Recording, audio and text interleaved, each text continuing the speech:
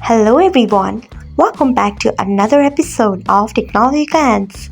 Today in this video, I'm going to guide you through how you can allow comments from friends on TikTok. So let's get started. Firstly, open TikTok app in your device. Then tap on your profile icon if you haven't. Next, tap on three lines icon. After that, tap on settings and privacy. Next, tap on privacy. Then tap on comments. Next, tap on allow comments from.